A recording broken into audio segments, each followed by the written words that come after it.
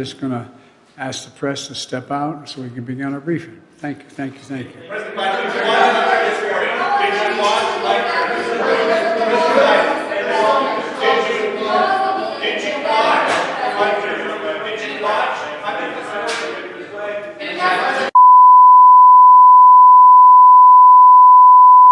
Look, hello everybody. It's great to be here with so many members of our National Infrastructure Advisory Council.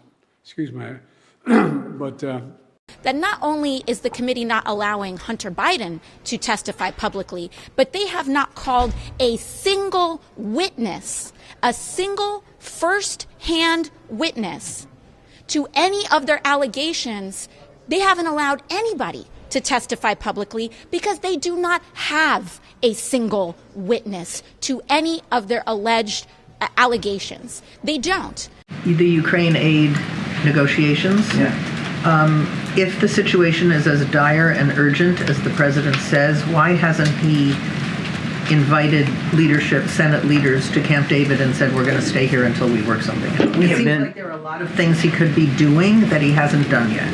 Well, I won't talk about what we're doing that you're not seeing in the media, but our team is staying very, very closely engaged with members of Congress, both sides of the aisle, as they continue to pursue these negotiations, and we'll see where it goes. Is he willing to let Congress adjourn without calling leaders to Camp David or somewhere like that for negotiations where they don't leave the room until they get a deal? I won't get ahead of the president's decision making.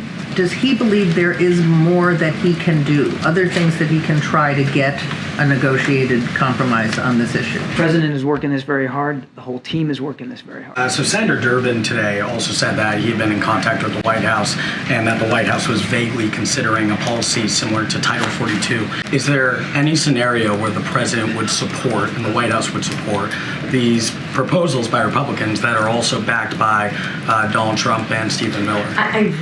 I'm just not going to go into. His statement, though, even saying that he's open to compromise, that came after some of these proposals were outlined. That came after Republicans said what they wanted here.